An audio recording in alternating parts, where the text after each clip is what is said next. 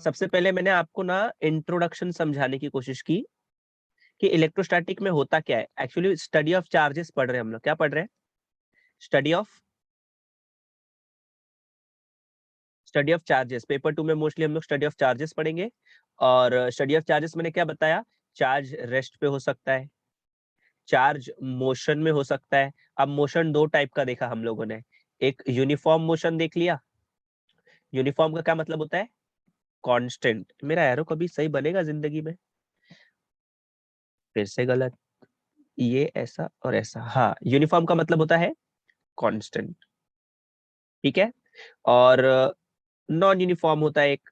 Non uniform. Non uniform actually इसको मैं accelerated बोलना चाहता हूँ, पर अभी स्पीड क्योंकि यूनिफॉर्म नहीं है, बदल रही है, तो इसको मैं कांस्टेंट नहीं बोलूंगा। जहाँ पे कांस्टेंट के लिए उल्टा वर्ड क्या है? वेरिएबल है। क्या है? क्या राइटिंग आ रही है? वाह लोकेश शेट्टी, वेरी नाइस। तो ये नॉन यूनिफॉर्म मतलब वेरिएबल की बात कर रहा। अच्छा, कांस्टेंट का मतलब होता है सेम, जो कभी ना बदले अपनी वैल्यू। वेरिएबल मतलब जो अपनी वैल्यू बदल दे, मतलब चेंज, टू चेंज। वेरिएबल मतलब टू चेंज। To change. देखो कभी कभी मैं छोटे छोटे वर्ड्स की मीनिंग बताना मतलब भूल जाता हूँ, ये अज्यूम करके कि हाँ हमारे बच्चों को थोड़ी थोड़ी चीजें आती है। पर अगर नहीं आती है तो कोई बात नहीं, तुम लोग मुझसे पूछ सकते हो। तो रेस्ट के बेस पे मैंने आपको बताया कि कौन सा चैप्टर हम लोग पढ़ रहे हैं। इलेक्ट्रोस्टैटिक्स पढ़ रहे हैं। ठीक है। और ये जो यहाँ पे लिखा है इलेक्ट्रोस्टैटिक्स, और यहाँ पे जो यूनिफॉर्म लिखा है, नॉन यूनिफॉर्म लिखा है, इसके लिए अलग अलग चैप्टर्स है जो टाइम के साथ साथ हम लोग धीरे धीरे स्टडी करेंगे। ठीक है। अब इसके बाद में बात करूं अगर, तो इस चैप्टर में शुरुआत किया था हम लोगों ने टाइप्स ऑफ चार्जेस से। नहीं किया था तो अभी बता देता हूँ। टाइप्स ऑफ चार्जेस मैंने कल आपको बताया था कितने टाइप के चार्जेस होते हैं। 3 टाइप के होते हैं, याद करो। 3 टाइप के चार्जेस बताए थे आप लोग को। Positive, negative. तीसरे टाइप का चार्ज नहीं होता है भाई, तीसरे टाइप का चार्ज नहीं होता है। पॉजिटिव मतलब आपको प्रोटॉन बोलना है। नेगेटिव मतलब इलेक्ट्रॉन बोलना है। तो जो तीसरा है न्यूट्रॉन, वो क्या है? तो जो तीसरा है न्यूट्रॉन, वो क्या है? वो क्या है? चार्जलेस पार्टिकल है। क्या है? चार्जलेस पार्टिकल है। और क्या मुझे ये भी मालूम है, कल मैं इसे बताना भूल गया था। इतनी सारी चीजें बताने के लिए मेरे दिमाग में नहीं आती है। तो क्या मुझे ये भी चीज मालूम है कि अगर मेरे पास एक पॉजिटिव चार्ज है और एक और पॉजिटिव चार्ज है, तो सेम जो चार्जेस होते हैं वो रिपेल करते हैं कि अट्रैक्ट करते हैं? Same kind of charges repel करते हैं। यहाँ पे अगर पॉजिटिव और पॉजिटिव लिया मैंने, यहाँ पे अगर मैंने दो चार्जेस लिया आपके सामने, ये एक पॉजिटिव ले लिया और ये भी पॉजिटिव लिया, पॉजिटिव पॉजिटिव भी रिपेल करेंगे और नेगेटिव नेगेटिव भी रिपेल करते हैं। तो इसके लिए एक स्टेटमेंट छोटू सा लिख सकता हूं मैं, या सेंटेंस। देखो सिंपल भाषा में सिमिलर चार्जेस, पर अभी थोड़ा आगे आगे तो इसको लाइक चार्जेस बोलेंगे। Like, like charges attract each other, है ना? Repel each other. लाइक का मतलब होता है सेम, सिमिलर। ठीक है। सेम काइंड ऑफ चार्जेस होंगे तो वो एक दूसरे को क्या करेंगे? रिपेल करेंगे। पर अगर सपोज करो एक पॉजिटिव है एक नेगेटिव है, या एक नेगेटिव है दूसरा पॉजिटिव है, ऐसे टाइम पे ये दोनों एक दूसरे को अट्रैक्ट करते हैं। ऑपोजिट नेचर होता है तो वो हमेशा अट्रैक्ट ही करेंगे। ऑपोजिट नेचर होता है तो हमेशा अट्रैक्ट ही करेंगे। ये रियल लाइफ में भी थोड़ा सा क्या बोलते हैं इसको, रेलेवेंट है। पर आजकल दुनिया में कुछ और ही हो रहा है। लड़कों को लड़कों से ही, क्या बोलूं मैं, प्यार प्यार बरसाना है, लड़कियों को लड़कियों से। She she she she she, देवा रे देवा, क्या बोल रहा हूँ मैं। चलो आगे बढ़ते हैं। पॉजिटिव मतलब सेम काइंड ऑफ चार्जेस होंगे, सेम काइंड ऑफ चार्जेस होंगे तो वो रिपेल करेंगे, ऑपोजिट काइंड ऑफ चार्जेस होंगे तो अट्रैक्ट करेंगे। नेचर का ये रूल है। अगेंस्ट द रूल कभी मत जाना तुम लोग, ठीक है? गलत बात है ये सब। तो यहाँ पे लाइक के बदले इधर क्या वर्ड लिख दो अभी मैं? Unlike charges. अनलाइक चार्जेस क्या लिखो यहाँ पे? Attract each other. Unlike charges attract each other. ठीक है। अलग अलग चार्जेस होंगे तो वो एक दूसरे को क्या करेंगे? अट्रैक्ट करने की कोशिश में जुट जाएंगे। फिर इसके बाद कुछ वर्ड्स समझाए थे मैंने। वर्ड्स मतलब छोटे छोटे टॉपिक्स के नाम है। जैसे एक टॉपिक हम लोगों ने देखा था law of conservation of charge. Law of conservation of charge, conservation conservation जो बोलना है बोल लो। Law of conservation of charge. तो law of conservation of charge क्या बोलता है? Charge can neither be created nor be destroyed, only it can be transferred from one body to another body, but the total charge in any isolated system will always remain constant. क्या ये चीजें याद की है हम लोगों ने? Statement दूंगा एग्जाम में। हाँ, स्टेटमेंट से याद आया, सौले है कि नहीं यहाँ पे? सौल्या, सौल्य नहीं है ना? एक सेकंड रुको, हाँ जरा नहीं बुला है लेने सर। दो। एक सेकंड बुला लेने दो, एक सेकंड।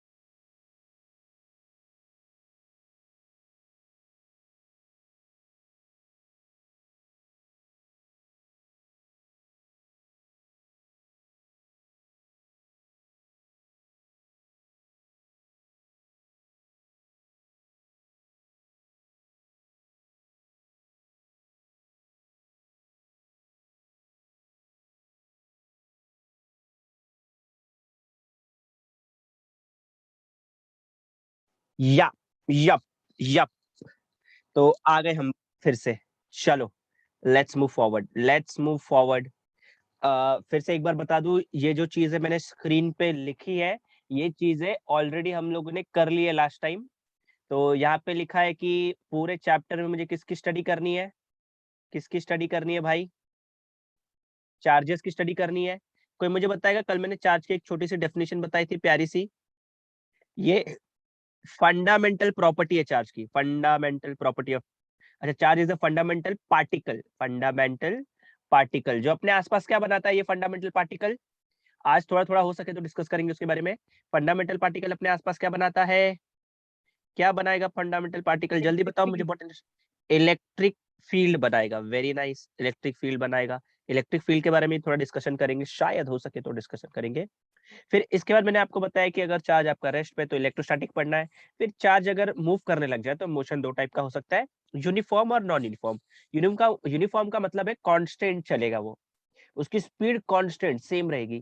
पर नॉन यूनिफॉर्म का मतलब है वेरिएबल, वो अपनी स्पीड को चेंज करेगा। बेसिकली यहाँ पे मैं एक्सेलरेशन की बात कर रहा हूँ, एक्सेलरेशन की बात कर रहा हूँ।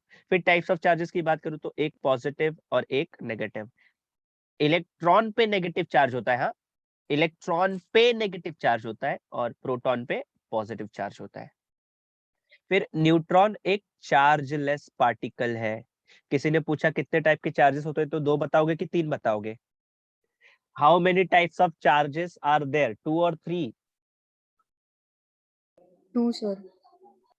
टू। टू ही होता है, याद रखना, तीसरा नहीं होता है। हाँ, न्यूट्रॉन हाँ तीसरे सर। टाइप का चार्ज नहीं है, उसपे चार्ज ही नहीं, एक्चुअली चार्जलेस है वो। फिर इसके बाद मैंने आप लोगों को बताया कि नेचर में हम लोग को ऐसा देखने मिलता है कि सेम काइंड ऑफ जो चार्जेस होते हैं वो हमेशा रिपेल करते हैं।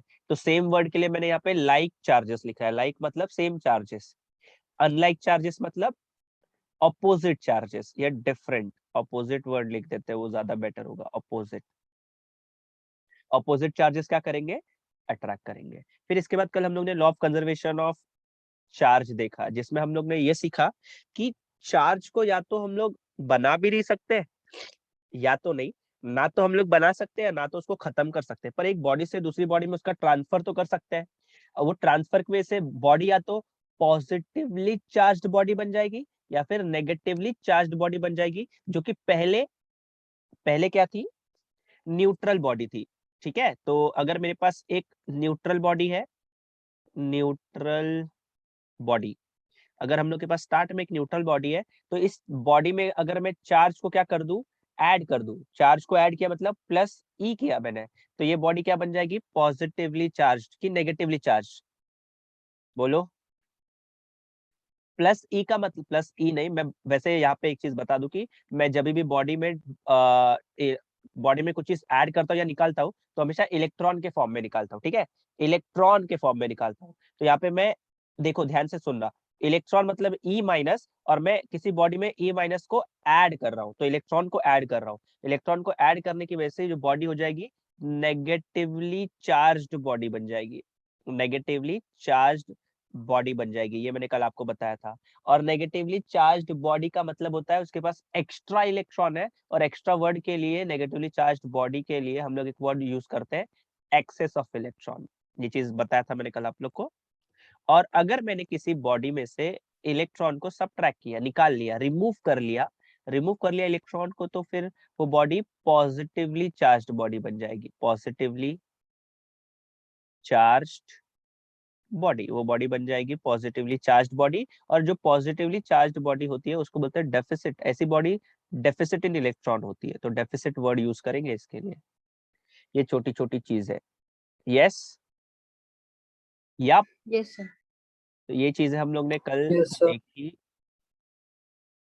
ओहो, क्या दूसरी विंडो खुल गई, लो भगवान तो पाप लगाएंगे अभी, इसको कट किया जाए, रुको, ओके सॉरी, आगे बढ़ता है।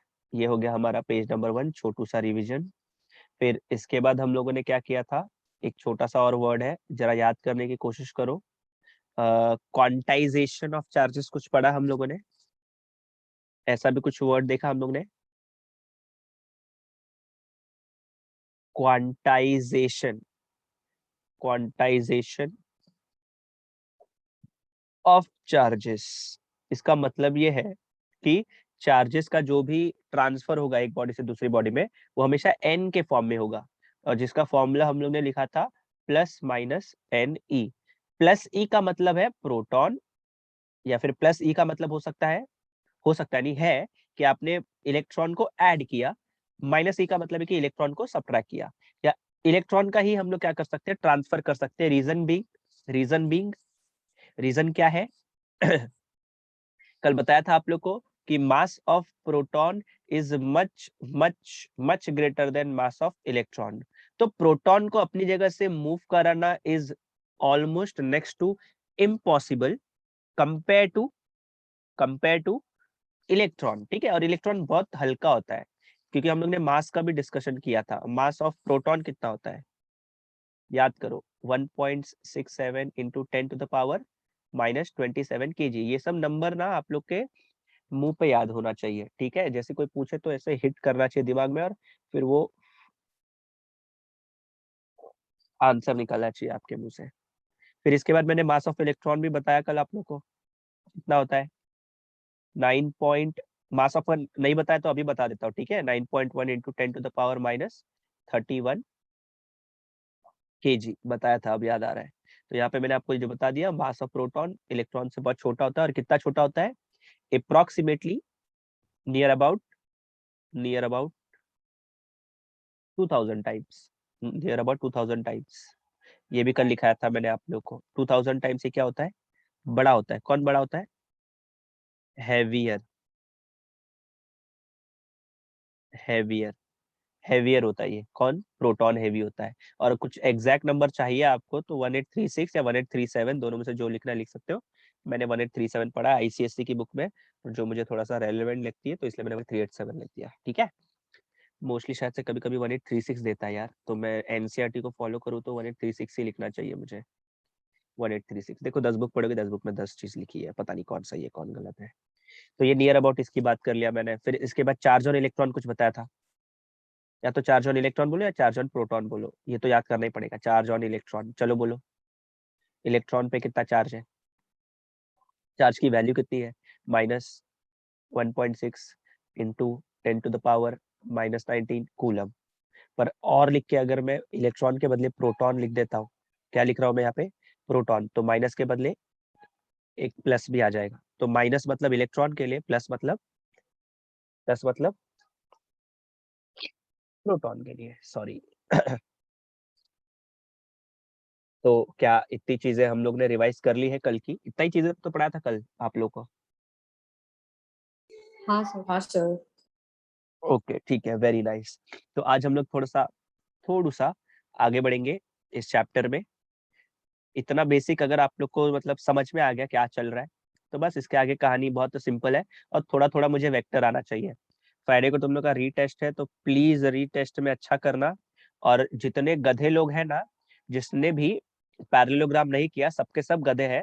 मैं तुम लोग को स्टार्ट में बोला था बहुत ज्यादा इंपॉर्टेंट है वो डेरिवेशन। तुम लोग के पास नोट्स है, नोट्स से पढ़ो उसको, टेक्स्ट बुक है, टेक्स्ट बुक से पढ़ो। 7 मार्क का ऐसे ही नहीं दिया था तुम लोगों को। मतलब तुम लोग को इतना भी नहीं मालूम है कि अगर ये एक वेक्टर है और ये एक वेक्टर है, ये P है और ये Q है, तो रिजल्टेंट यहाँ से निकलता है। और ये R की वैल्यू मोस्टली P बार प्लस Q बार आती है। पर मैंने फिर वो डेरिवेशन करके एक अच्छा सा कुछ तो निकाल के दिखाया था तुम लोग को, जो मैंने बोला कि आपको जिंदगी भर काम आएगा, साइंस लिया है तो। ये सिंपल सा फॉर्मूला आपको याद करना था। पर क्या ही बोला जाए तुम लोगों को, तुम लोग तो अपने ही धुन में हो। पता नहीं कौन सा नशा कर रहे हो आजकल। आधे लोग तो अभी क्या बोलूं, किसका क्या क्या नाम लूं मैं। कोई कोई दिमाग क्या लगा रहा है, एक ये करेगा, एक ये करेगा, और फिर ऐसे ऐड कर देगा। लो भाई, ये आर है, ये पी है, और ये क्यू है, और इसका आंसर बोल रहे हो कि तुम लोग ये पैरेललोग्राम है। वाह भाई, पैरेललोग्राम में मैंने कब बताया कि हेड के ऊपर टेल रखना है? तो मैं पागल हूं कब से ये बता रहा हूँ कि टेल के ऊपर टेल रखना है? तुम लोग खुद से जब बैठोगे नहीं, खुद से पढ़ोगे नहीं, खुद को समझाओगे नहीं, तो कैसे चलेगा? नई नई चीजें हैं, स्टार्ट में डिफिकल्ट लगती है, पर एक बार वही चीज बार बार पढ़ोगे, बार बार पढ़ोगे, तो यूज टू हो जाओगे उस चीज के। तो तुम लोग को बार बार एक ही चीज को रीड करना है, बार बार उसको पढ़ना है, समझने की कोशिश करनी है। नहीं समझ में आया कॉल कर लो भाई, अगर मैं फ्री रहूंगा तो उस टाइम पे बता दूंगा। पर तुम लोग तो पता नहीं कौन सा ही नशा वशा करके बैठ रहे हो। ऑलमोस्ट किसी ने वो डेरिवेशन नहीं किया था, एक जन ने किया था, उसका नाम भी नहीं लूंगा मैं, किसने किया था। तो तुम लोग बोलोगे कि वो पढ़ रहा है या पढ़ रही है, पढ़ रही है, ऐसा बोलोगे तुम लोग। और मुझे इस बात का ये दुख हो रहा है कि तुम लोगों ने डॉट प्रोडक्ट और क्रॉस प्रोडक्ट भी पढ़ा नहीं। कि मतलब तुम लोग को इतना समझ में नहीं आता है कि ए बार डॉट ए बार और ए बार क्रॉस ए बार में कितना बड़ा फर्क है, जबकि इसकी वैल्यू 0 आती है। तुम लोग क्या कर रहे हो, ए बार निकालना है, ए बार डॉट ए बार है, पर तुम लोग ए बार क्रॉस ए बार लिख रहे हो। वेक्टर में, वेक्टर चैप्टर में डॉट और क्रॉस की बहुत अलग अलग मीनिंग है, बहुत अलग अलग मीनिंग है। ये दोनों को मल्टीप्लाई करके एक स्केलर मिलता है, मतलब एक नंबर मिलता है, पर ये दोनों को मल्टीप्लाई करके वेक्टर मिलता है। ये कैसे समझाऊं तुम लोग को मैं? शायद से वो वाला वीडियो मैंने अपलोड नहीं किया अभी तक, देख लेना, आज शाम तक कर दूंगा मैं। तो देख लेना जाके कैसे करते हैं उसको। ऑलमोस्ट हर चीजें मैंने उसमें कवर की है, कुछ छोड़ा नहीं है। और तुम लोग को खुशी की बात ये बताऊं मैं कि अगर मैंने तुम लोग को बताया था कि ए बार इज इक्वल टू, जैसे मैंने तुम लोग को ये बताया, आई प्लस, सपोज करो 2j प्लस 3k, ऐसा कुछ। और यहाँ पे लिखता हूँ मैं B bar is equal to 3i cap plus 2j cap plus 3k cap. तो तुम लोग को अगर मैं बोलता हूँ दोनों का डॉट निकालो, तो तुम लोग सिंपली रूल टू रूल जाओ ना। मतलब ए बार डॉट बी बार पूछा है सर ने, तो पहले ए बार की वैल्यू लिख लो। क्या है ये ऐसा कुछ वैल्यू है इसका। फिर इसके बाद बीच में डॉट है, तो डॉट को लिखना जरूरी है, वही तो चीज रिप्रेजेंट कर रही है कि आप डॉट प्रोडक्ट ले रहे हो दो वेक्टर का। फिर बी की वैल्यू लिख लो, 3i cap plus 2j cap plus, यहाँ पे 3k कैप लिखा है तो 3 लिख ले रहा हूँ मैं। अब मैंने तुम लोग को इसको सॉल्व करने का सिंपल तरीका ये बताया कि आई के कोएफिशिएंट का मल्टीप्लाई, मतलब 1 into 3। सुनना ध्यान से, 1 into 3। तो यहाँ पे जो इंटू है ये डॉट के फॉर्म में ना, तो आप लोग ये डॉट लिखोगे। है नॉर्मल मल्टीप्लिकेशन, आपने डॉट पहले हटा दिया है, ठीक है, पर ये 1 into 3 आएगा, ठीक है। और इसके बाद फिर प्लस है, ये प्लस है तो प्लस प्लस प्लस हो जाएगा, तो 2 into 2। और इसके बाद फाइनली आएगा 3 into 3। ये नॉर्मल मल्टीप्लीकेशन है। एक सेकेंड, ये नॉर्मल मल्टीप्लिकेशन है, बस इसको आप क्या करोगे, 3 4 9, जो भी आंसर आएगा ये हो जाएगा 12 और 16 आएगा, ऐसे निकालना है। पर इसका आपके जो बुक में मेथड दिया है, मेथड, अगर आपको वो करने बोला 3 4 मार्क के लिए, तो करना पड़ेगा। मतलब सर, आपको आई का मल्टीप्लाई तीनों से करना पड़ेगा। नॉर्मल मल्टीप्लिकेशन तो यही होता है ना यार, एक्स बाहर है, यहाँ पे सपोज करो x plus y plus z, तो आपको x का मल्टीप्लाई इससे और इससे करना पड़ेगा, नॉर्मल रूल यही है। तो i का मल्टीप्लाई तीनों से करना पड़ेगा। अब करने का तरीका क्या है, करने का तरीका क्या है? तो करने का तरीका ये है, आप i कैप लिखोगे और ये डॉट है इधर, तो ये डॉट हो गया, और फिर इसके बाद ये कॉपी करोगे 3i कैप, ये वगैरह वगैरह पूरा ब्रैकेट सेकेंड वाला। फिर ये होने के बाद देखो प्लस 2j कैप है, प्लस 2j कैप है, और इस 2j कैप को फिर से डॉट, यहाँ पे डॉट लिखोगे और फिर ये ब्रैकेट लिख दोगे। प्लीज प्लस इसके बाद क्या बचा है 3k, plus 3k cap, 3k cap का अब मल्टीप्लाई करना है और डॉट प्रोडक्ट, तो डॉट प्रोडक्ट लेना है फिर से वो ब्रैकेट के साथ। अब i का मल्टीप्लाई इससे करोगे तीनों से, j का मल्टीप्लाई तीनों से करोगे और k का मल्टीप्लाई तीनों से करोगे। फिर उसके बाद तुम लोग को फाइनल आंसर आएगा। अब ये बड़ा मेथड बताने से अच्छा मैंने सोचा टाइम बचा लेते हैं और फिर छोटा मेथड करते हैं। मतलब दोनों मेथड सेम ही है, बस ये जो चीज अभी मैंने तुम लोग के सामने लिखी है, इसमें देखोगे तुम लोग तो आई का मल्टीप्लाई करना है, आई जे का भी करना है और आई के का भी करना है। तो मेरे इतने दिमाग में आता है कि आई और जे और आई और के एक दूसरे से परपेंडिकुलर है, आई डॉट जे और आई डॉट के परपेंडिकुलर, मतलब cos 90 कितना हो जाएगा यहाँ पे 0, और इधर भी cos 90 0 हो जाएगा। तो ये सब चीजें मैंने तुम लोग को शॉर्ट में इसलिए समझाई है कि जो 0 0 है उसको लिखने की जरूरत नहीं है, सीधा शॉर्ट ट्रिक अपनाओ और आंसर निकालो, पर कम से कम रूल्स तो फॉलो करो। इतना घापची मारते हो, इतना घापची मारते हो, खुद को ही समझ में नहीं आ रहा है। निकाल रहे हो डॉट प्रोडक्ट, लिख रहे हो क्रॉस प्रोडक्ट, दोनों में फर्क है ना भाई, छोटी छोटी चीजें हैं। इसलिए तो थोड़ा सा केयरफुल रहना पड़ता है वेक्टर के फॉर्म में। अभी इसमें भी वेक्टर आएगा, इसमें भी न्यूमेरिकल्स आएंगे, इसमें भी वेक्टर आएगा, तो फिर बैंड बजेगी। तो इसलिए थोड़ा सा वेक्टर्स पे ध्यान दो, थोड़ा सा ही तो ध्यान देने बोला है, क्या कुछ ज्यादा ध्यान देना थोड़ी बोला है। हाँ, गुस्सा आ जाता है पर ठीक है, कोई बात नहीं, मैं ठंडा हो जाऊंगा, कोई नहीं कोई नहीं। एक कप चाय और जिंदगी एकदम फिर से टकाटक। चलो आगे बढ़ते हैं, क्या ही बोला जाए तुम लोग को। तुम लोग अ, अपना जो भी मार्क्स आए ना तुम लोग का 10th में, उस चीज को मेंटेन करो और लाइफ में आगे बढ़ो, अच्छे से पढ़ाई करो तुम लोग। तुम लोग को डॉक्टर, इंजीनियर, फार्मासिस्ट जो भी बनना है या इसके अलावा कुछ भी बनना है, तो इसके लिए थोड़ा सा तो पढ़ाई जरूरी है लाइफ में। थोड़ी पढ़ाई, एजुकेशन देखो, सिर्फ एजुकेशन को तुम लोग ना ऐसे, मतलब एजुकेशन वर्ड अगर तुम लोग ने देख लिया कहीं पे, या जो एजुकेशन हम लोग अभी फिलहाल फॉलो करते हैं, एजुकेशन जो फॉलो करते हैं, तो इसका मतलब जॉब मत अज्यूम करना, ठीक है। एजुकेशन मतलब ना तुम लोग खाली ना क्या कर सकते हो, लर्न, ये एक लर्निंग का प्रोसेस है एजुकेशन, ठीक है। इस सीखने के हिसाब से पढ़ाई करो तुम लोग, जॉब मिलेगी आगे, ये मिलेगा, ये सब फालतूगिरी मत सोचो तुम लोग। कुछ सीखने मिलेगा मुझे, नॉलेज मिलेगा मुझे, ये सब चीजों के बारे में सोचो, तुम लोग को पढ़ने में अच्छा भी लगेगा, तुम लोग पढ़ने में बहुत अच्छा लगेगा। अब जॉब करनी है मुझे, आगे ये करना है, चलो ये करता वो करता, तो ये सब बारे में मत सोचो।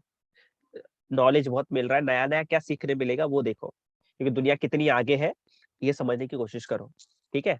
तो धीरे धीरे धीरे धीरे चीजें आएंगी, पर तुम लोग को जब कोई चीज सिखाई जाती है, वही दिन खत्म होने से पहले, बेड पे जाने से पहले एक बार रिवाइज करना होता है। इतना डेडिकेशन तो दिखा दो, साइंस लिया यार हम लोग ने, हम लोग अलग है सबसे, ऑब्वियसली अलग है, हम लोग को दुनिया का नॉलेज है, मतलब दुनिया में चीजें काम कैसे कर रही है। बाकी साइंस कॉमर्स वालों को इस चीज का नॉलेज नहीं होता है, उन लोग अलग अलग फील्ड में मास्टर्स है। हम लोग फिलहाल नेचर में चीजें कैसे काम करती है उस चीज का हम लोग को नॉलेज अच्छा है, ठीक है। तो क्योंकि नॉलेज अच्छा है तो तुम लोग थोड़े सुपीरियर हो जाते हो बाकी सबसे इस चीज में, तो उस चीज का फायदा उठाओ ना। तुम लोग तो यार चिल मार रहे हो लाइफ में, डॉट और क्रॉस में फर्क ही नहीं समझ रहा है। रुको मैं वीडियो अपलोड करता, तुम लोग फिर से देख लेना, क्या ही ताना मारू तुम लोग को, रोना आ जाता है। चलो जाने दो, आगे बढ़ते हैं, हम लोग के नेक्स्ट टॉपिक की तरफ बढ़ते हैं। हम लोग का नेक्स्ट टॉपिक क्या है? इतना सब बताने के बाद अभी मैं बात करने वाला हूँ आप लोगों के साथ कूलम्स लॉ की। चलो अभी जो नेक्स्ट टॉपिक है वो है कूलम्स लॉ। क्या वर्ड बोला मैंने? कूलम लॉ से मुझे याद आया, यहाँ पे तो मैंने एक चीज लिखी है, चार्ज। चार्ज की यूनिट क्या है? Unit of charge, unit of charge, सोच रहे बच्चे। कूलम। कूलम। कूलम है, तो यहाँ पे लिख लेते हैं कूलम, यूनिट ऑफ चार्ज है कूलम। और यहाँ पे आगे बढ़ने से पहले अगर आगे अपने पास स्पेस है, चलो इधर स्पेस नहीं है, ये मेजरमेंट चैप्टर में मैंने तुम लोग को बताया था, इधर छोटी सी स्पेस है तो मैं उधर भी बता देता हूँ कंजूसी करके, कि अगर ऐसा आपको लिखा है ऐसे, मतलब एम सी, ठीक है, ये कूलम को कैपिटल सी लिखते हैं, कूलम एक साइंटिस्ट का नाम है, ठीक है। एक सेकेंड रुको यार, एक सेकेंड रुको, जस्ट अ सेकेंड, मुझे 2 मिनट।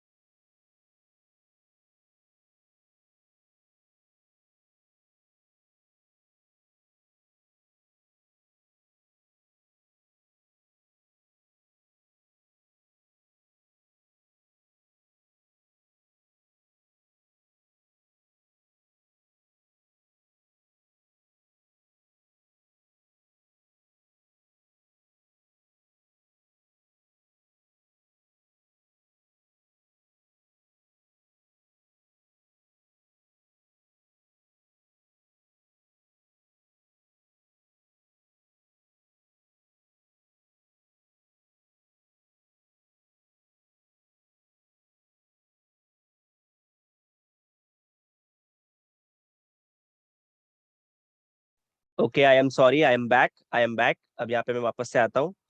देखते हैं ये 10 मिनट में कितना पढ़ा लेता हूँ, फिर आगे बढ़ेंगे, नेक्स्ट क्लास को स्टार्ट करेंगे, बंद हो जाएगा 8:30 मिनट में।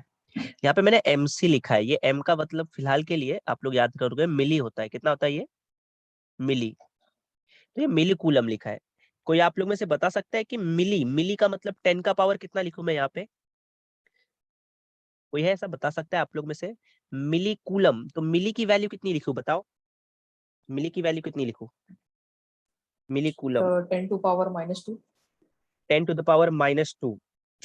क्लोज, प्रिटी क्लोज, क्लोज है लड़का। -3 -3 आएगा। जिसको नहीं याद है प्लीज अभी याद कर लो, हर जगह ये तो चेंज होगा नहीं, मिली, माइक्रो, नैनो, पिको, ये सब यूज, ये सब सेम रहेगा, ये सब हमेशा सेम रहेगा, ये चेंज होता है। ये यूनिट है ना कूलम, कूलम के बदले मीटर आ जाएगा, किलोग्राम आ जाएगा, सेकेंड्स आ जाएगा, ठीक है? तो ये सब याद करना पड़ेगा। M मतलब मिली, मिली कूलम, मिली के जगह पे मैंने क्या लिखा? 10⁻³ सिमिलरली, सिमिलरली एक ऐसा सिंबल है, यू तो है, यू के पीछे से भी एक पूछ निकाल लिया, तो इसको माइक्रो कूलम बोलते हैं। इसको रीड क्या करते हैं? माइक्रो रीड करते हैं, ठीक है? अभी ये खाली 3 का टेबल ही है, इसके बाद अभी जो भी नाम लिखने वाला हूं मैं, तो ये -3, तो ये कितना लिखूं बताओ? ये -6 आएगा। कितना आएगा ये? -6 आएगा ये आएगा -6। अभी मैं बात कर रहा हूँ यहाँ पे, एक हो गया मिली, एक हो गया माइक्रो। तो अब एक बात करते हैं, यहाँ पे ऐसा कुछ लिख रहा हूँ मैं, NC। एन का नाम बताएगा कोई मुझे? उस कंपनी ने कार भी बनाई। नैनो। हाँ नैनो, तो ये नैनो, नाना नानी नैनो प्रेमन सुंदर शी, क्या है, किसने कुछ तो बताया था मुझे। नैनो कूलम, नैनो, नैनो का मतलब कितना? 10 का पावर कितना? -9। -9 कूलम। फाइनली एक चीज बची है, बस -12 तक ही पढ़ना है हम लोग को। आगे आगे जैसे टाइम बढ़ेगा ना, तो मैं उसके आगे भी बताऊंगा तुम लोग को, क्योंकि आगे भी जरूरी है, ठीक है? तो अभी लास्ट में लिख रहा हूँ मैं, small p into capital C। p का नाम पता है किसी को? चलो गेस करो। पिको। Pico picometre. है, okay very good, pico coulomb, pico coulomb. तो पीको कूलम। का मतलब है 10⁻², और ये कैपिटल C। सर ये सब क्यों बता रहे हो? क्योंकि क्वेश्चन में यही दिया होगा, मिली कूलम में चार्ज की वैल्यू दी होगी, तो मिली मतलब आपको कन्वर्ट करना पड़ेगा इसको। मैं जो कन्वर्ट कर रहा हूँ ये सब मैं MKS में कर रहा हूँ या SI सिस्टम में कर रहा हूँ, इसीलिए ये चीज इंपॉर्टेंट है। ओके, ये 4 चीज समझी, ये कन्वर्जन वगैरह। Yes sir. आई होप ये समझ में आ गया है। अब हम लोग यस इस सर। चैप्टर को आगे बढ़ा सकते हैं। कितने पेजेस ओपन कर लिए यार मैंने, जस्ट अ सेकेंड। हाँ, ओके। तो अभी मैं बात करूंगा यहाँ पे कूलम्स लॉ की। यहाँ पे लिख रहा हूँ मैं Coulomb's law, Coulomb's law for electrostatic, या Coulomb's law of electrostatics, electrostatics, Coulomb's law of electrostatics. अब कूलम्स लॉ ऑफ इलेक्ट्रोस्टैटिक क्या बोलता है, सुनो ध्यान से। सबसे पहले ये लोग ने क्या किया ना, 2 पॉइंट चार्ज लिया। क्या लिया? ये लोगों ने 2 पॉइंट चार्ज लिया, ठीक है, 2 पॉइंट चार्ज लिया और 2 पॉइंट चार्ज के बीच का डिस्टेंस लिया। सो भी सेंटर से डिस्टेंस ले रहे हैं ये लोग, ये चीज याद रखोगे आप।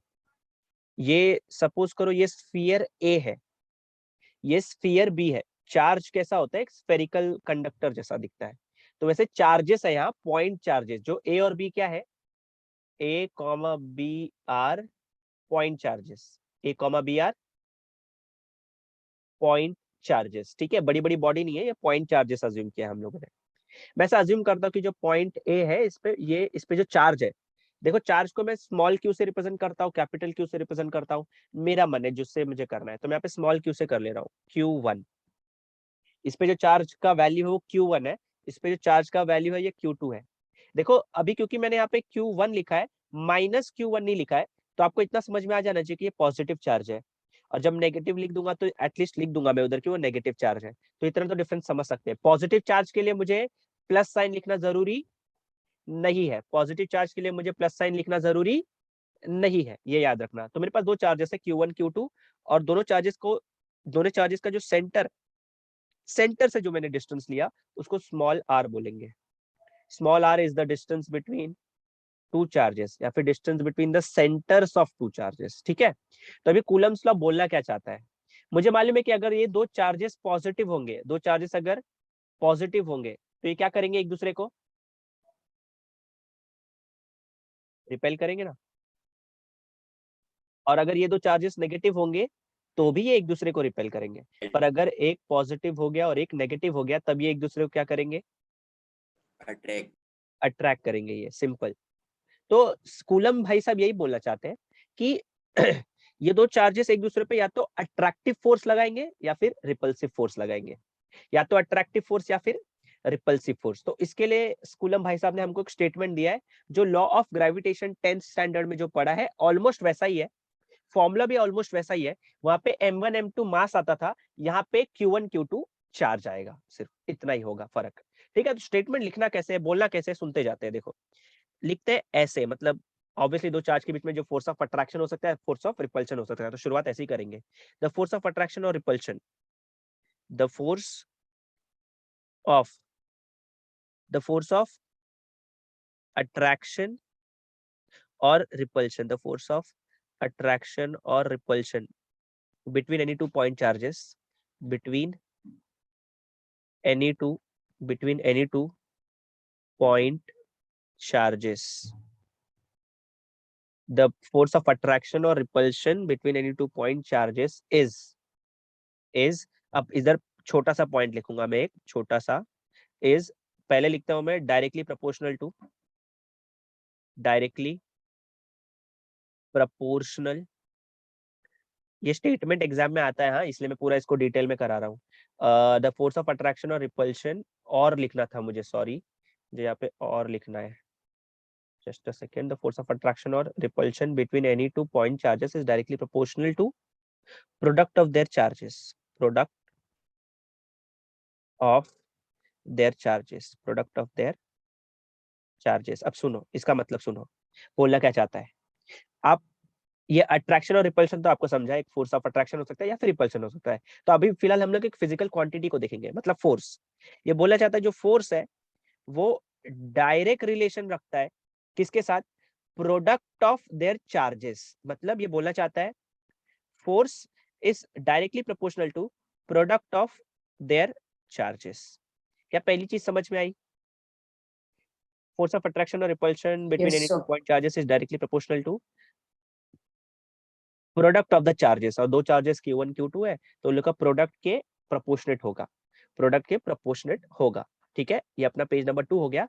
नेक्स्ट क्लास चालू करने से पहले ये चीज बता दूं, डायरेक्ट रिलेशन और इनवर्स रिलेशन का मतलब क्या होता है। डायरेक्ट मतलब क्या, जैसे फॉर एग्जांपल ऐसा मैं बोल देता हूँ, एक एग्जांपल ले रहा हूँ, एक A is proportional to B है और एक A is inversely proportional to C है। ये डायरेक्ट रिलेशन होता है, डायरेक्ट रिलेशन। और ये वाला क्या होता है? Indirect relation. इनडायरेक्ट रिलेशन क्या फर्क है सर? डायरेक्ट रिलेशन में अगर राइट हैंड साइड को आप बढ़ाओगे तो लेफ्ट हैंड साइड भी बढ़ जाएगा, और राइट हैंड साइड को क्या करोगे, डिक्रीज करोगे, तो लेफ्ट हैंड साइड भी डिक्रीज हो जाएगा। मतलब डायरेक्ट रिलेशन में हम लोग क्या करते हैं, जो चेंजेस राइट में करेंगे वही चेंजेस लेफ्ट में भी हो जाएगा। यहाँ बढ़ाओ ये भी बढ़ जाएगा, ये कम करो ये भी कम हो जाएगा। इनडायरेक्ट में क्या होता है, इसको बढ़ाओ ये कम हो जाएगा, और इसको कम करो ये बढ़ जाएगा। कुछ समझ में आ रहा है आप लोग? तो मैं पहले समझाने की कोशिश कर रहा हूँ आपको कि ए प्रोपोर्शनल टू बी क्या होता है और ए इज इनवर्सली प्रोपोर्शनल टू सी क्या होता है। सबसे पहले क्या करेंगे, मैंने ए इज प्रोपोर्शनल टू सी यहाँ पे ऐसे लिखा है, देखो ए इज प्रोपोर्शनल टू बी, मतलब एक कांस्टेंट आएगा ना बीच में। अब एक काम करेंगे हम लोग, बी को ना पहले केस में बी को 2 रखेंगे, बी को कितना रखेंगे 2, और के को कांस्टेंट है, मतलब एक के को फिक्स वैल्यू ले लेते हैं 2। तो बी को 2 रखो, के कांस्टेंट है, हर बार के को मैं सेम ही रखूंगा क्योंकि कांस्टेंट है। हम लोग बी को चेंज करेंगे और देखेंगे ए में क्या चेंजेस आ रहा है। बी देखो कितना है, 2 है, बी कितना है अभी यहाँ पे 2 है, तो यहाँ पे 2 पुट करूंगा, 2 2 से कितना हो जाएगा बताओ, ए की वैल्यू कितनी आएगी, ये दोनों को 2 2 2 रखा है ना, यहाँ पे 4 आएगी ना, राइट है हाँ क्या? सर।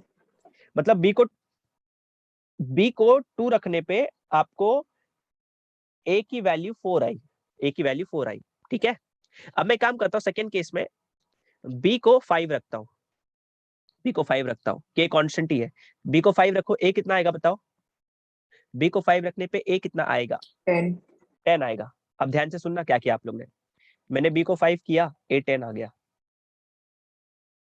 बी को 5 किया, ए 10 आ गया। अब एक और चीज सुनो, तीसरा केस, आप इस बार बी को 1 रखो, बी को कितना रखा आपने 1, अब बताओ ए कितना आएगा 2, आपने बी को रखा 1 और ए आ गया यहाँ पे 2। अब थोड़ा अपनी नजरें जरा स्क्रीन पे रखो, देखो आप क्या करोगे, बी की वैल्यू जब आपने कम किया, बी की वैल्यू डिक्रीज किया आपने, मतलब डिक्रीज किया, ए भी डिक्रीज हो गया। जब बी की वैल्यू आपने इंक्रीज की, ए भी इंक्रीज हो गया। मतलब जो चेंजेस आप राइट में करते हो वही लेफ्ट में हो जाता है, जो चेंजेस आप राइट में करते हो वही लेफ्ट में हो जाता है।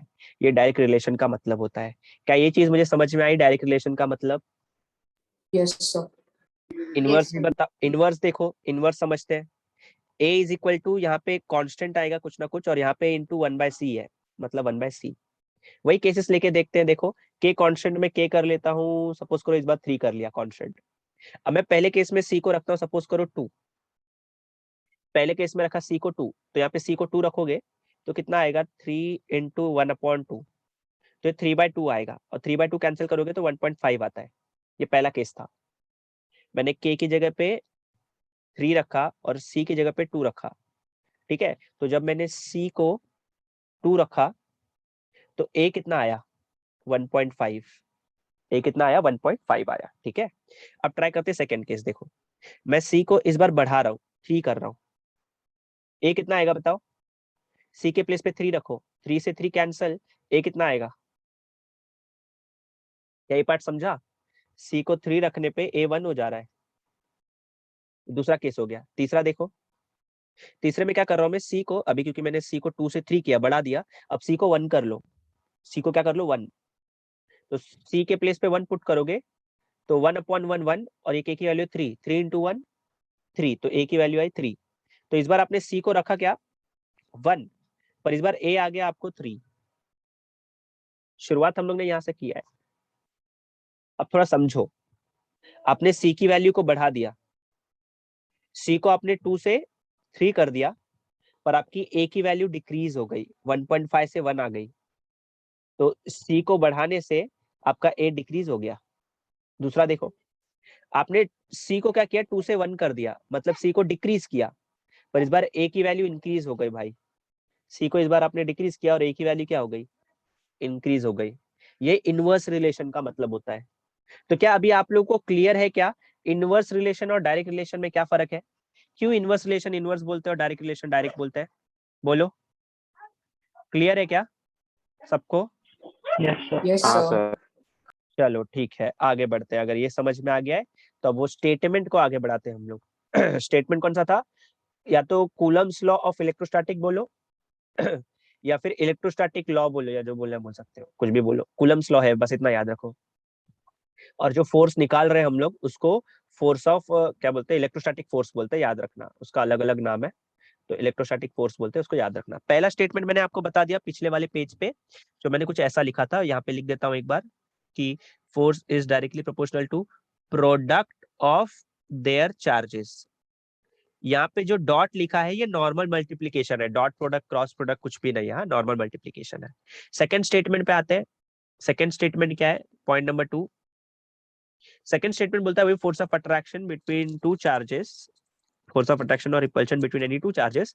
वहां पे पहले लिखा पॉइंट में मैंने डायरेक्टली प्रोपोर्शनल टू, इधर लिखूंगा inversely proportional to. Inversely proportional to, inversely proportional to. किससे इनवर्सली प्रोपोर्शनल है? Square of the distance between them, square of the distance, square of the distance between them, square of the distance between them. Square of the distance between them मतलब ये बोल रहा है कि force inverse relation रखता है। Inverse मतलब उल्टा। Square of the distance, square of the distance between them मतलब 1/r स्क्वायर।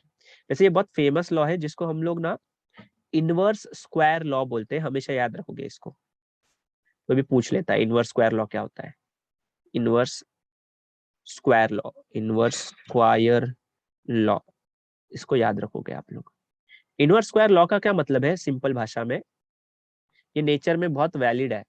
मतलब जैसे जैसे आप डिस्टेंस बढ़ाओगे ना फोर्स कम होते जाएगा, जैसे जैसे डिस्टेंस बढ़ाओगे फोर्स कम होता जाएगा। नेचर में भी हम लोग ने देखा।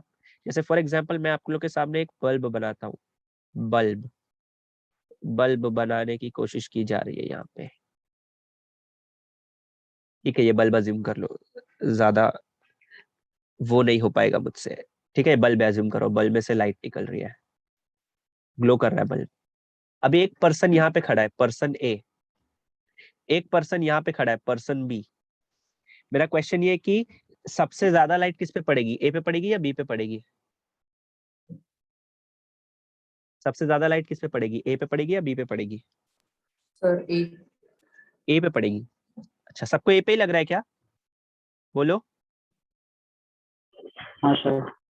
अच्छा, अब एक चीज सुनो, डिस्टेंस कम है तो इसको ज्यादा लाइट मिल रही है, मतलब फोर्स ज्यादा है, अज्यूम करना है। डिस्टेंस ज्यादा है मतलब इससे फोर्स कम है। यही इनवर्स रिलेशन का मतलब है, नेचर में ये वैलिड है।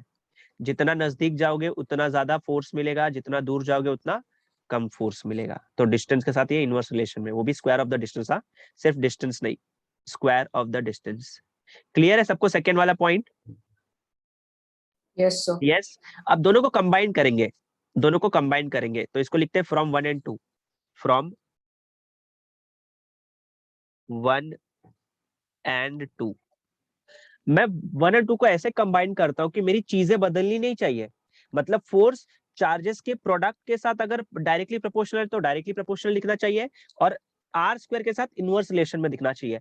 आर यहाँ पे रेडियस नहीं है, आर यहाँ पे क्या है, डिस्टेंस है, ये याद रखेंगे। तो ये दिखेगा कैसे सर? ये कुछ ऐसे दिखेगा अभी, F is proportionate to Q1 into Q2 upon r square, Q1 into Q2 upon r square. अभी भी ध्यान से देखोगे, फोर्स इन दोनों के साथ डायरेक्ट रिलेशन में है और इन दोनों के साथ अभी भी इनवर्स रिलेशन में है, ठीक है। तो मेरी चीजें बदली नहीं है, अभी भी मेरी चीजें सेम ही है। जो मेरा पहले रूल था अभी भी वो रूल अप्लाई हो रहा है। पर अब इसके बाद क्या करना है मुझे, इसके बाद क्या करना है? अभी मुझे मालूम है कि अगर आप लोग को मालूम है ये चीज कि प्रोपोर्शनेट का साइन हटाता हूँ और इक्वल्स टू का साइन लाता हूँ तो कांस्टेंट आता है। मतलब ये जो चीज है, इधर अगर ये प्रोपोर्शनेट का साइन है, इधर मुझे इक्वल्स टू का साइन लाना है। किसका साइन लाना है? इक्वल्स टू का साइन लाना है। बोलो, इक्वल्स टू का साइन लाना है तो क्या करते हैं? एफ इज इक्वल टू यहाँ पे कांस्टेंट। हाँ, तो कांस्टेंट को मैं लिख लेता हूँ यहाँ पे के, कैपिटल के लिख रहा हूँ, ठीक है। और यहाँ पे बाकी सब कॉपी कर दोगे, Q1 Q2 Q1 Q2 upon r square. ये आपका फाइनल आंसर है। ये जो फोर्स आया है कूलम्स लॉ की हेल्प से आया है, तो इसको कूलम फोर्स बोल सकते हो या इलेक्ट्रोस्टैटिक फोर्स बोल सकते हो, ठीक है। तो इसके दो दो नाम है, जहां जो यूज करना है बोलो। या तो बोलो कूलम फोर्स, कूलम फोर्स बोलो, और क्योंकि इलेक्ट्रोस्टैटिक चैप्टर में पढ़ रहे हैं इसलिए इसको इलेक्ट्रोस्टैटिक फोर्स बोलते हैं, इलेक्ट्रोस्टैटिक फोर्स, इलेक्ट्रोस्टैटिक क्योंकि दो चार्ज के बीच का डिस्टेंस है, और चार्जेस फिलहाल रेस्ट पे है, चार्जेस को मैंने मूव नहीं किया, ये छोटी सी चीज याद रखोगे, ठीक है। हमेशा याद रखना ये जो लॉ है, ये जो लॉ आया है, ये वाला ये कौन से चार्जेस पे वैलिड है? Coulomb's law is only valid, hashtag important note है भाई। कूलम्स या इलेक्ट्रोस्टैटिक फोर्स या Coulomb's law, coulomb law, Coulomb's law is only valid, is only valid for point charges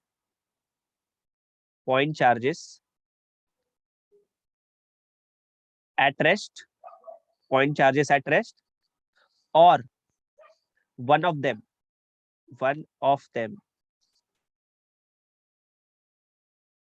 can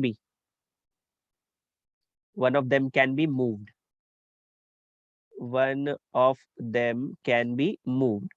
ठीक है, मतलब दोनों में से कोई एक मूव कर सकता है, one of them can be moved मतलब मैं यहाँ पे मूव्स नहीं, मूव्ड मतलब मैं मोशन की बात कर रहा हूँ, मतलब दोनों में से एक चार्ज मूव करेगा तो चलेगा, दोनों रेस्ट पे तो बहुत अच्छी बात है, पर दोनों में से अगर एक मूव कर रहा है और एक रेस्ट पे है तो चल जाएगा, ठीक है।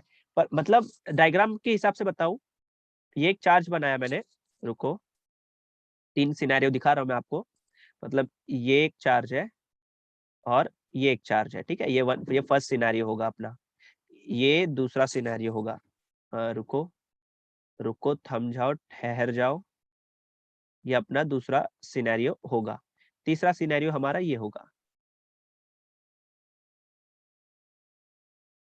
ये हमारा तीसरा सिनेरियो होगा। एक सेकेंड, ये छोटू सा बन गया सर्कल,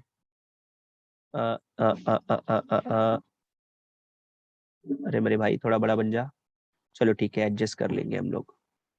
चलो अब सिनेरियो क्या है, कूलम्स लॉ कब वैलिड है ये बता रहा हूं मैं आपको, ठीक है, ये एंट्रेंस के क्वेश्चंस में आता है कभी कभार। तो ये चार्ज रेस्ट पे होगा, कूलम्स लॉ लगा लेना, ठीक है। ये चार्ज रेस्ट पे है और ये मोशन में है, मतलब ये मूव कर रहा है, then also Coulomb's law is valid, तब भी कूलम्स लॉ वैलिड है भाई, ठीक है। और शर्त एक और है कि वो पॉइंट चार्जेस होने चाहिए, हाँ, मतलब एक्सटेंडेड बॉडीज के लिए अप्लाई नहीं होता, एक्सटेंडेड बॉडीज मतलब बड़ी बड़ी बॉडीज के लिए नहीं, पॉइंट चार्जेस के लिए। पर सपोज करो, और ये रिवर्स भी कर सकते हो, हाँ, रिवर्स मतलब पहला वाला मोशन में, दूसरा वाला रेस्ट पे, ऐसा। तीसरा देखते हैं, तीसरा ये भी मोशन में है, मतलब ये भी मूव कर रहा है, और ये भी मोशन में है, ये भी मूव कर रहा है, then Coulomb's law is not valid, तब आप ये फॉर्मूला अप्लाई नहीं कर सकते, तब उसके लिए कुछ दूसरा जुगाड़ ढूंढना पड़ेगा हम लोग को। तो जुगाड़.com पे जाएंगे और फिर जुगाड़ ढूंढेंगे, लॉल मजाक कर रहा था, जुगाड़.com शायद से खाने की साइट है, शी। मूव्ड मोशन मतलब अभी अगर दो चार्ज रेस्ट पे तो कूलम्स लॉ अप्लाई कर सकते हैं भाई, दोनों में से एक रेस्ट पे एक मोशन पे तो भी कूलम्स लॉ अप्लाई कर सकते हैं, पर अगर दोनों मोशन में है तो we can not apply Coulomb's law, ठीक है।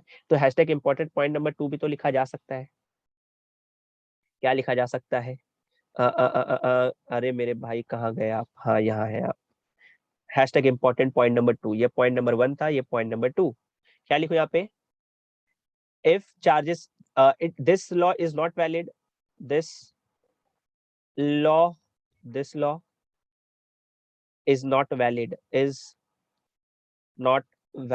law is not valid for extended bodies,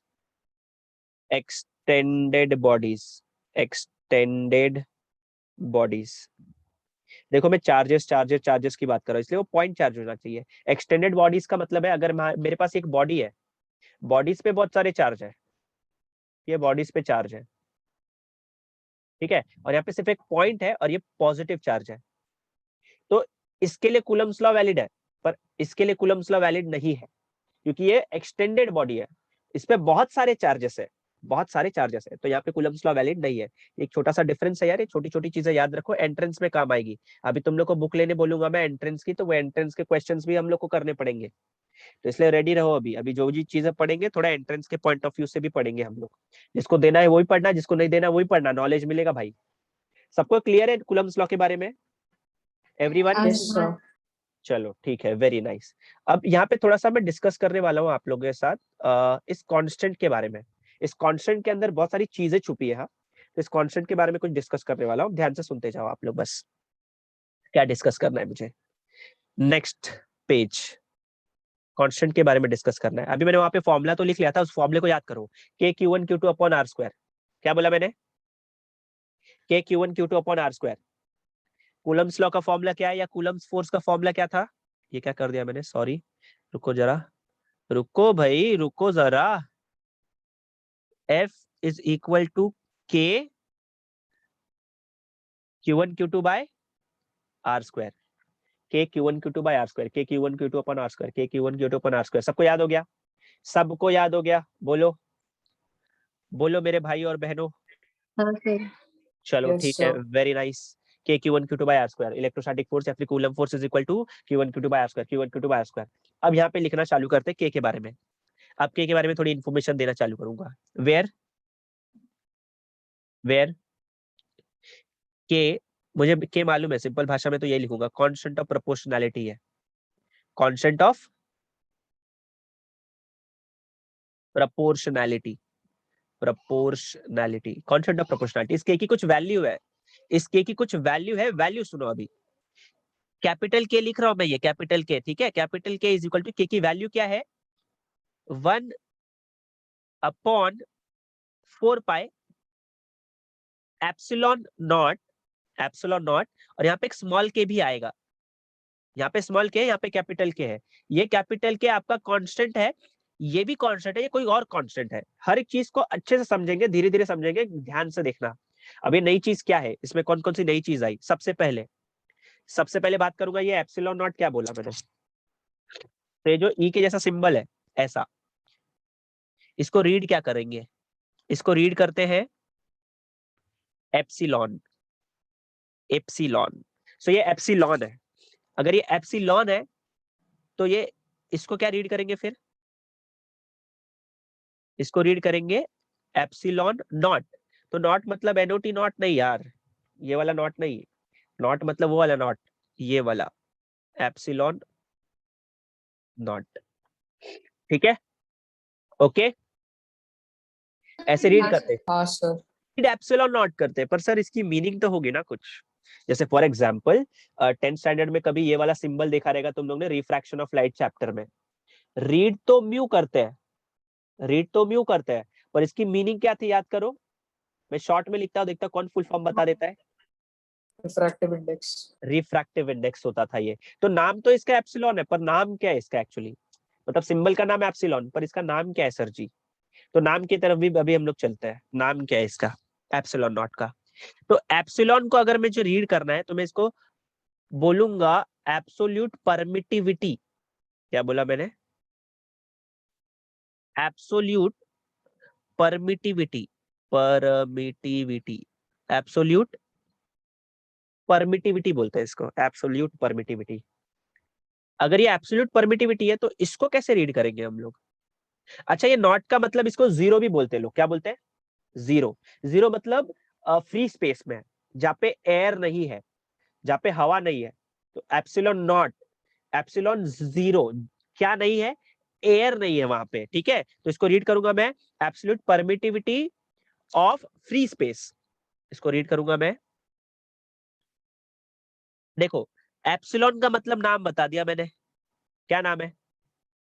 absolute permittivity, absolute permittivity. अब ये जो जीरो लिखा है इसका मतलब है of free space, of free space. Free space के लिए निकाल रहे हैं हम लोग ये। फ्री स्पेस को और एक भाषा में कुछ तो लिख सकते हो आप लोग, क्या लिख सकते हो? लेट्स सी, क्या लिखा है बच्चों फ्री स्पेस को? वैक्यूम। वैक्यूम। और वैक्यूम की जगह, क्योंकि वैक्यूम और एयर में ज्यादा डिफरेंस होता नहीं है, ठीक है। मतलब बात करूं मैं, तुम लोग ने रिफ्रैक्टिव इंडेक्स भी अगर पढ़ा रहेगा, रिफ्रैक्टिव इंडेक्स ऑफ एयर अगर देखना जाए तो 1.003 होता है, जो मैं इस साल तुम लोग को एक चैप्टर में पढ़ाऊंगा। और म्यू ऑफ वैक्यूम निकालोगे तुम लोग तो एग्जैक्टली 1 होता है। तो ज्यादा डिफरेंस तो है नहीं यहाँ पे, इसलिए वैक्यूम के जगह पे यहाँ पे एयर के लिए भी यही चीज लिख सकता हूँ, ये भी लिख सकता हूँ, ठीक है। एंट्रेंस में नहीं लिख सकते, अपने बोर्ड्स में चल जाता है। बोर्ड्स में चल जाता है, तो डरो मत। तो ये इसको रीड कर सकते हो, या तो एब्सोल्यूट, एप्सिलॉन नॉट का नाम क्या है, एप्सिलॉन का नाम क्या है, absolute permittivity. Absolute permittivity meaning मैं बाद में समझाऊंगा, थोड़ा सा सब्र रखें। इसको एब्सोल्यूट परमिटिविटी रीड करते हैं, क्या रीड करते हैं, एब्सोल्यूट परमिटिविटी, एब्सोल्यूट परमिटिविटी। आगे जीरो लग गया तो एब्सोल्यूट परमिटिविटी ऑफ, या तो फ्री स्पेस बोल दो, या फिर वैक्यूम बोल लो, या फिर एयर के लिए बोल लो। ठीक है, अब क्योंकि ये भी एक कांस्टेंट है, कांस्टेंट के अंदर कांस्टेंट छुपा है भाई, कांस्टेंट के अंदर कांस्टेंट छुपा है। ठीक है, अगर कांस्टेंट के अंदर कांस्टेंट छुपा है मतलब उस कांस्टेंट की कुछ वैल्यू होनी चाहिए। जैसे क्या मुझे कोई जी की वैल्यू बता सकता है जो 10th स्टैंडर्ड में थी, universal gravitational constant, universal gravitational constant, anyone? हाँ सर। बताओ बताओ फिर, किसका वेट कर रहे हो? 6.67 and into 10 raised to minus 11. 6.67 into 10 raised to minus कुछ तो है 11. न्यूटन मीटर स्क्वायर पर केजी स्क्वायर, ये वैल्यू थी इसकी। तो जी एक कांस्टेंट है, उसकी कुछ वैल्यू है, जी एक कांस्टेंट है, उसकी कुछ वैल्यू है। सिमिलरली सिमिलरली यहाँ पे पहले एप्सिलॉन नॉट की कुछ वैल्यू है, उसकी बात कर लेते हैं। एप्सिलॉन नॉट, इसकी वैल्यू कितनी है? तो इसकी वैल्यू होती है 8.85 इंटू 10⁻⁻12। वो 6.63 था, ये है 8.85 इंटू 10⁻⁻12। यूनिट की अगर मैं बात करूं यहाँ पे, तो यूनिट पहले अभी याद कर लो, और कैसे आता है वो भी समझाऊंगा। अभी यूनिट याद कर लो, कूलम स्क्वायर पर न्यूटन मीटर स्क्वायर। यूनिट कैसे आया वो भी डिस्कशन करेंगे, इसका डायमेंशन भी निकालेंगे। थोड़ा सब्र रखना, ये सब चीज फर्स्ट चैप्टर मेजरमेंट में भी पूछता है, ये सब मेजरमेंट चैप्टर में भी पूछता है। ठीक है, तो मेजरमेंट के बाद मोस्टली जब मेजरमेंट और ये सेकंड चैप्टर हो जाता है तो इलेक्ट्रोस्टैटिक एक बेस्ट चैप्टर होता है पढ़ने के लिए, इसलिए मैंने यही चालू कर दिया तुम लोग का। इसके पहले बीच में एक और चैप्टर करा दिया क्योंकि वो भी सिंपल लग रहा था मुझे। तो ये भी हो गया हम लोग का। अब इसके बाद देखो, मैंने एप्सिलॉन नॉट की वैल्यू लिख दी। अब यहाँ पे एक और छोटा सा स्मॉल के भी नजर आ रहा है आप लोग को, देखो स्मॉल के भी नजर आ रहा है। स्मॉल के का नाम अभी सिर्फ याद रखो, स्मॉल के का सिर्फ अभी नाम याद रखो। इसको बोलते हैं डाई इलेक्ट्रिक कांस्टेंट, इसको बोलते हैं डाई इलेक्ट्रिक कांस्टेंट। अच्छा, डाई इलेक्ट्रिक की सिर्फ मीनिंग ये है, सिंपल मीनिंग, ये काइंड ऑफ इंसुलेटर है। हाँ, एकदम प्रिसाइसली बोल रहा हूँ, kind of insulator. Kind of insulator इसलिए बोला मैंने क्योंकि ये एग्जैक्ट इंसुलेटर नहीं है। हाँ, काइंड ऑफ इंसुलेटर है ये। और इस काइंड ऑफ इंसुलेटर या डाई इलेक्ट्रिक कांस्टेंट की value, it's value, it's value for air, for air is unity, is unity. मतलब अगर आपको क्वेश्चन में ऐसा बोला कि आपने जो भी क्वेश्चन, मतलब जो भी क्वेश्चन है, जो भी चार्जेस है मेरे, वो चार्जेस एयर में रखा है मैंने, कहां पे रखा है, एयर में। तो एयर के लिए ये जो के की वैल्यू है, स्मॉल के की वैल्यू, ये 1 हो जाती है। बहुत छोटी छोटी चीजें हैं, बहुत डीप में पढ़ाने की कोशिश कर रहा हूँ कि हर एक चीज क्लियर हो जाए, तो हर एक चीज को समझना। एप्सिलॉन नॉट की वैल्यू बता दिया मैंने यहाँ पे, ये स्मॉल के की वैल्यू बता दिया, एयर के लिए 1 होती है, ये भी एयर के लिए ही ऑलमोस्ट आया है मेरा वैल्यू। ये सब वैल्यू को, ये सब वैल्यू को मुझे इस कैपिटल के में पुट करना है। हर एक वैल्यू का भी हम लोग को पुट करना है कैपिटल के में। चलो देखते हैं कैपिटल के की वैल्यू, कैपिटल के की के में पुट करेंगे। तो कैपिटल के में पुट करेंगे तो ये हो जाएगा 1/1/4 पाई को ऐसे ही रखना, 4 पाई, पाई मतलब 3.14 लिख लो, इनटू इसकी वैल्यू कितनी है, 8.85 इंटू 10⁻⁻12, और फाइनली के की वैल्यू 1, स्मॉल के की वैल्यू। अब खुशी की बात यह है कि इसको कैलकुलेट करके के का कुछ फिक्स और फाइनल वैल्यू आएगा। ठीक है, वो फाइनल जो वैल्यू है उसको याद करना है हम लोगों को, क्योंकि जो मैं आज इलेक्ट्रोस्टैटिक में आपको सिखा रहा हूँ, समझा रहा हूँ, सेम चीज मैग्नेटिक चैप्टर में भी आएगा। सेम चीज कहाँ पे आएगा बताओ जरा, सोचो क्या वर्ड बोला। इलेक्ट्रोस्टैटिक जैसा सेम चैप्टर मैग्नेटिज्म भी है, इलेक्ट्रिसिटी वाला चैप्टर कौन सा है, मैग्नेटिज्म भी है, तो उसमें भी आएगा। इतना क्लियर है? Yes, हाँ sir. सर। ओके, तो ये सब वैल्यू को याद करना पड़ेगा। अब ये वैल्यू कितनी है, एक सेकेंड रुको यार, इन लोगों को मैं जरा कुछ बोलूं।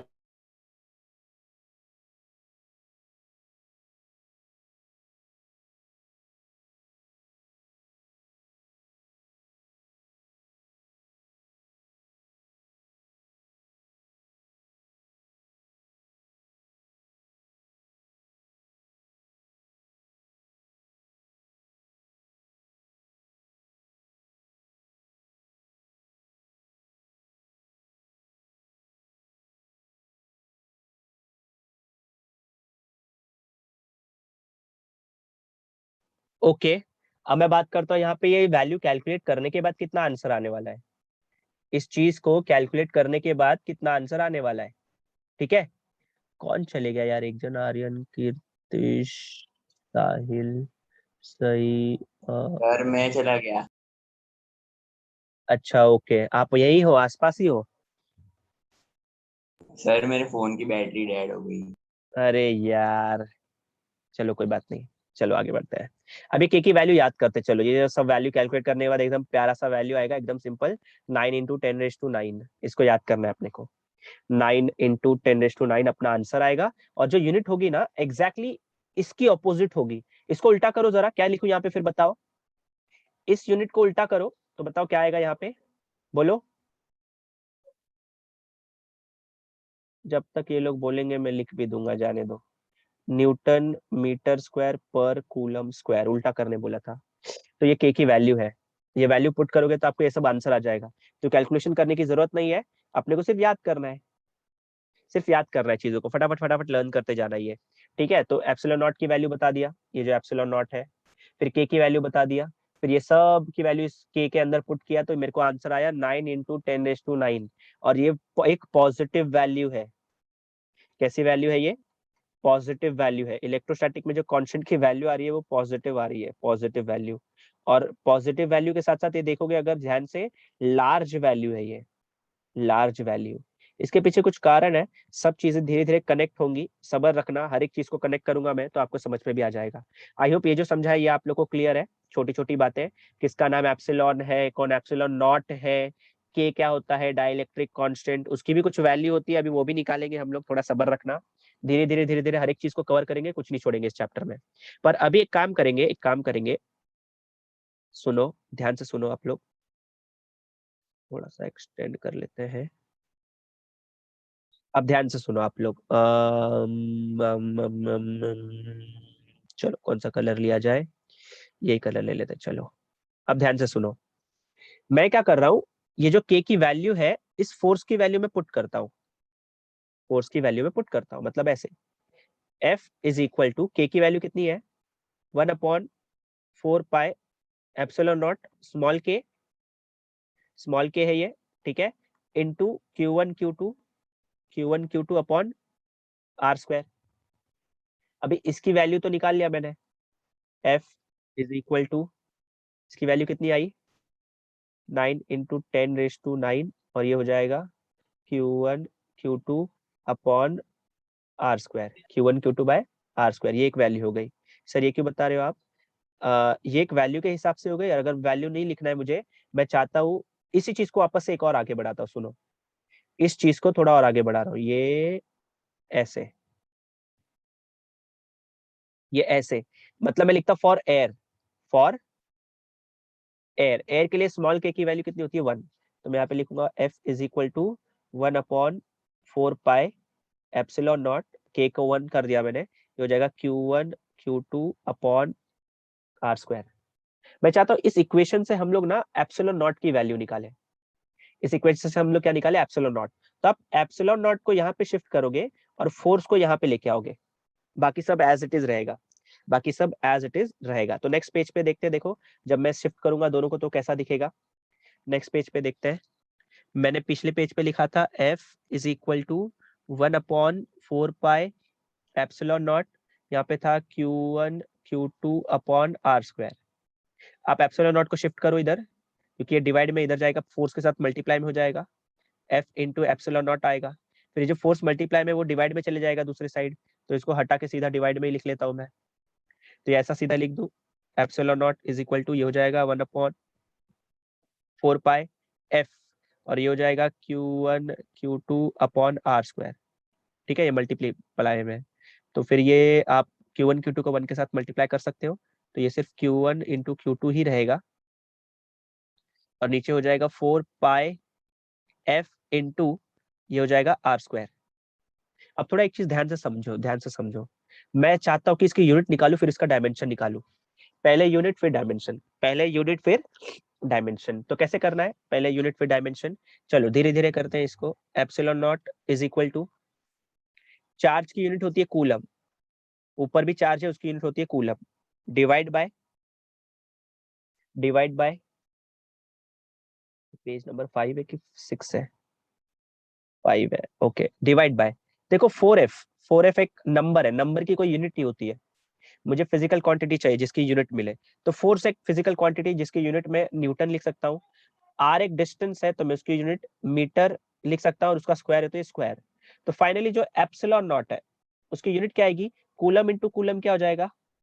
कूलम स्क्वायर अपॉन ये हो जाएगा न्यूटन मीटर स्क्वायर। और पिछले पेज पे मैंने यही चीज आपको दिखाई करके पहले ही बता दिया, देखो ध्यान से, देखो यहाँ पे कूलम स्क्वायर पर न्यूटन मीटर स्क्वायर, तो यहाँ पे भी लिखा है कूलम स्क्वायर पर न्यूटन मीटर स्क्वायर। ये अभी मैंने खाली यूनिट बताई आप लोग को, ठीक है, ये अभी बताई मैंने यूनिट। अब बात करूंगा मैं यहाँ पे डायमेंशन की। डायमेंशन इंपॉर्टेंट है कि फर्स्ट चैप्टर में डायमेंशन ही पूछेगा, तो डायमेंशन की बात करते चलो। तो डायमेंशन के लिए ना सबसे पहले मैं आप लोग को बताना चाहता हूँ करंट के बारे में थोड़ा नॉलेज। इसके डायमेंशन में आगे बढ़ने से पहले पहले एक बात सुन लो, करंट का बेसिक फॉर्मूला बताओ। चलो, करंट क्या होता है? Charge upon time. Q by T. Charge Q by T, तो यहाँ पे मैं लिख लूंगा Q अपॉन टी। यहाँ से मुझे चार्ज की वैल्यू चाहिए तो टाइम को दूसरे साइड शिफ्ट करो, तो मैं ऐसा कर सकता हूँ I into T is equal to Q, I into T is equal to Q. तो मतलब मुझे Q इज इक्वल टू क्या मिला?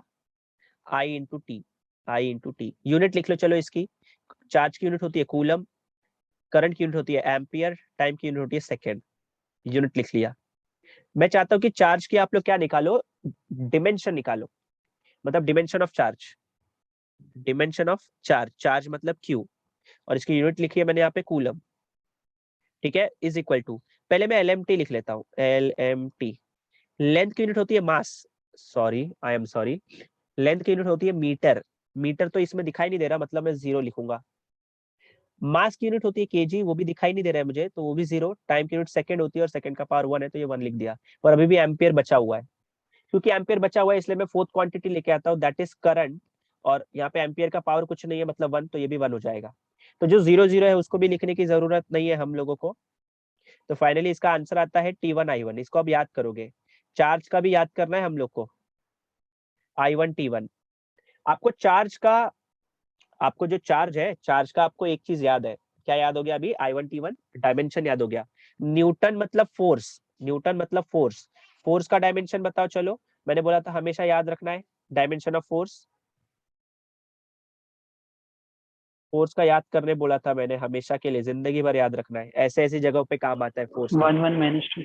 1 1 माइनस 2, तो यहाँ पे लिख लूंगा मैं 1 1 माइनस 2। ये याद कर लिया मैंने फोर्स का। अभी क्योंकि ये मीटर स्क्वायर है, मतलब डिस्टेंस स्क्वायर की बात कर रहे हैं, आर स्क्वायर की बात कर रहे हैं ये लोग, तो आर स्क्वायर में सीधा L2 लिखो चलेगा क्या? क्योंकि ये डिस्टेंस है, मीटर, मास नहीं है हाँ और सर। सेकेंड्स नहीं है। तीनों चीज लिख ली मैंने यहाँ पे। बस अब ये जो एप्सिलॉन नॉट है, ध्यान से देखोगे अगर आप लोग, एप्सिलॉन नॉट, एप्सिलॉन नॉट को मॉड में डाल देना है, मॉड बोल रहा, sorry sorry sorry sorry sorry. सो एप्सिलॉन नॉट को आपको स्क्वायर ब्रैकेट में लिखना है, और इसको रीड कैसे करेंगे? देखो कैसे रीड करेंगे, कैसे रीड करेंगे, कैसे रीड करेंगे? इसको रीड करेंगे डायमेंशन ऑफ एप्सिलॉन नॉट, मतलब dimension of absolute permittivity for free space, absolute permittivity for free space, या फिर ऑफ फ्री स्पेस। अब इसके बाद कूलम स्क्वायर लिखा है सर जी, है कूलम स्क्वायर। कूलम के लिए क्या निकाला मैंने? I1 T1, तो कूलम स्क्वायर के लिए क्या लिखूं फिर? ऐसा लिख लूं T2 I2? सोच लो, क्या ये समझ में आया है? बोलो यार। हाँ सर।